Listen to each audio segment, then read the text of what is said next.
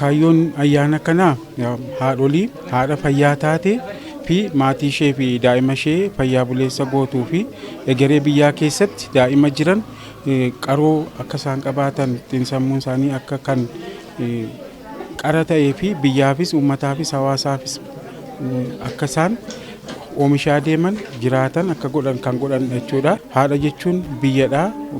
Haadha jechuun maatiidha.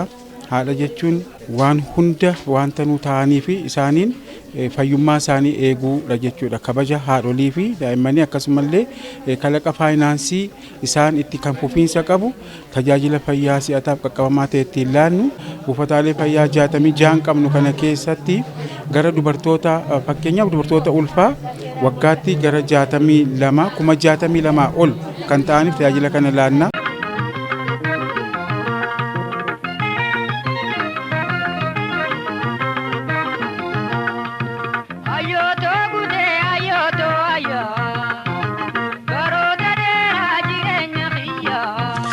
Ayyaanni kun fayyaa haadholii irratti kan xiyyeeffatudha jechuudha.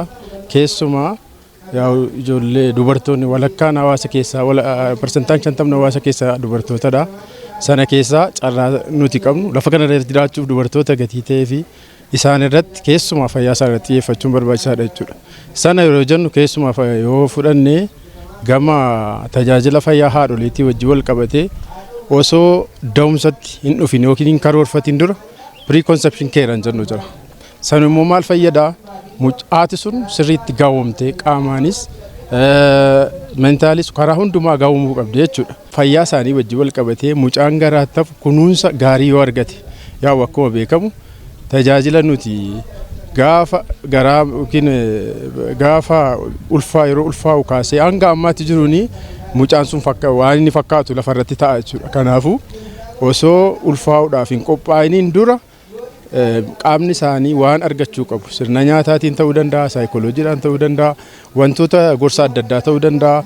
Ittaanee erga ulfaa'anii booddees tajaajilli yookiin kunuunsi dhaabbilee fayyaatti kennamuuf akkasumas maatiirraa fi hawaasa keessaallee kunuunsi dursi hawaasa haadhaaf kennamuu qaba.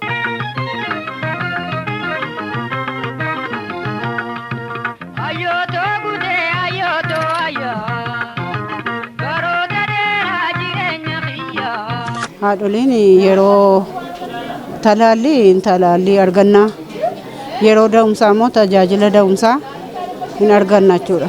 Tajaajila da'umsaa biratti immoo ergi deenyee kaanee buna hin dhugna, marga hin nyaanna, fayyaan keenyas fayyaan mucaa keenyas eegameetu galla jechuudha. Ogeeyyiin fayyaa tajaajila isaanii gorsaa nuu kennani duraan dursanii dubartiin tokko yeroo garaatti baattu akka isheen tajaajila talaallii argachuudhaaf akka isheen ilaalamtu gorsu jechuudha.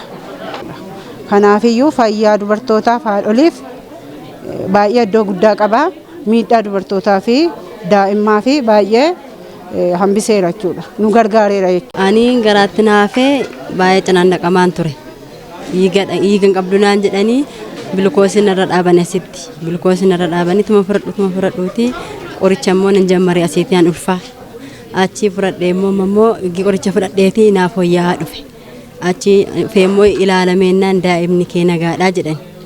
Ituma jedhu ammas deddeebi'ee ilaalama.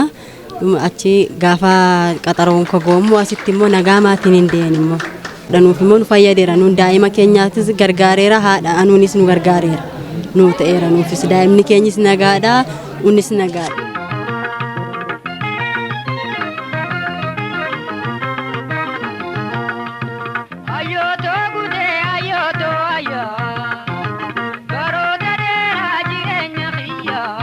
Haadholii 1,250 ol ta'aniif tajaajila qulqulluu fi si'ataa ta'e akka aanaa keenyatti laachaa jirra.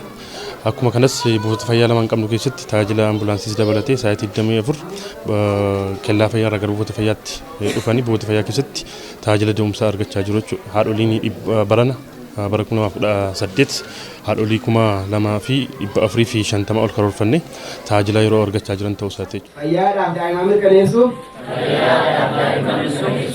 gahee koo nambaa fayyaadhaaf daa'imman mirkaneessuuf gahee koo nambaa.